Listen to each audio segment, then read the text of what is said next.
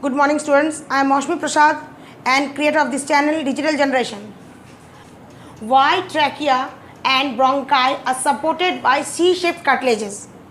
We know that trachea and bronchi are supported by 20 C-shaped cartilages.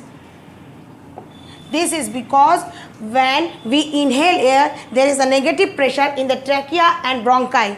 If there is no C-shaped cartilages, then the trachea and bronchi would collapse, as esophagus is a collapsible structure. These 20 C-shaped cartilages prevent trachea and bronchi from getting collapsed. What happens if the cartilages are circular? We have seen these cartilages are C-shaped. Behind it is membranous. Why these are C-shaped?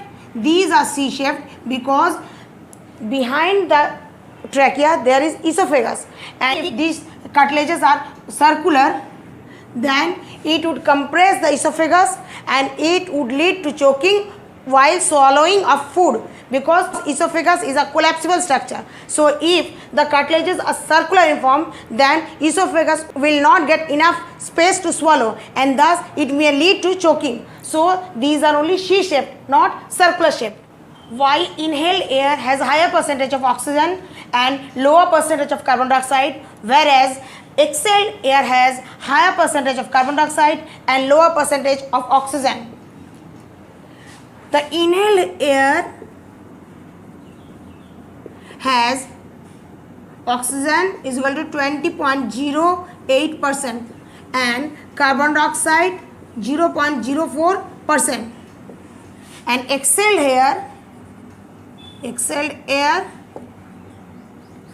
oxygen is equal to 16% and carbon dioxide is equal to 4%. And now it is asked, why is this? This is because when we inhale the atmospheric air, then it contains 20.08% of oxygen and carbon dioxide is less, that is 0.04%. When we inhale, the inhaled air passes from trachea to bronchi, then bronchioles, and finally it reaches to alveoli. There are hundreds of millions of alveoli in each lungs. So an alveoli acts as a respiratory surface for the exchange of gases, and these alveoli are surrounded by network of capillaries. Only one capillary of blood is shown. There are network of capillaries. So this is the capillary blood tube which is passing through the alveolus. This capillary blood contains higher percentage of carbon dioxide because capillary blood contains deoxygenated blood, because heart receives deoxygenated blood from superior vena cava and inferior vena cava, and then heart pumps this deoxygenated blood to lungs via pulmonary artery, and this pulmonary artery then divides and redivides at least 20 times to form fine network of capillaries around alveoli. And thus capillary blood contains higher percentage of carbon dioxide as it is deoxygenated. Now when it reaches the membrane of the alveolus, then diffusion of gases takes place, and we know that diffusion of gases means movement of gases from higher concentration to lower concentration. As capillary blood is having higher concentration of carbon dioxide, so carbon dioxide will diffuse into the alveolar membrane, and then it will go to the alveolar chamber, and from alveolar chamber it will go to bronchioles, then bronchus, and travel to trachea, and from trachea it will be exhaled out. So this is the path of carbon dioxide from the capillary blood, and this deoxygenated blood also contains RBC. Blood contains RBCs, and RBCs have hemoglobin in them.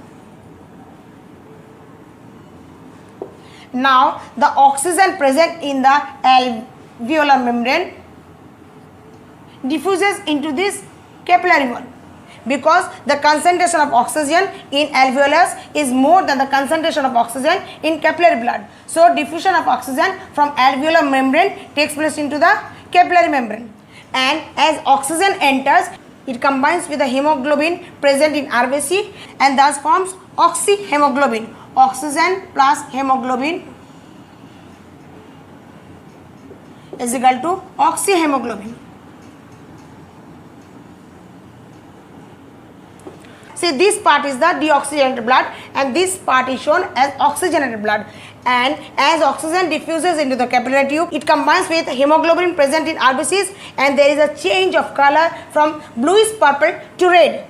This red color indicates that it is oxygenated blood. Actually, the color of deoxygenated blood is never blue. It is dark red. Here it is demarcated as blue to differentiate between oxygenated and deoxygenated blood. Here we mark oxygenated blood with red color and deoxygenated blood with blue color. So as oxygen combines with the hemoglobin of the RBCs, it changes its color to red. That means it is oxygenated blood, and this oxygenated blood is then collected in pulmonary veins where it reaches to the left side of the heart. Now it is clear the air which is exhaled contains higher concentration of carbon dioxide and lower concentration of oxygen, whereas the air which is inhaled contains higher concentration of oxygen and lower concentration of carbon dioxide, because there is a process of diffusion between the alveolar chamber and capillary blood tube.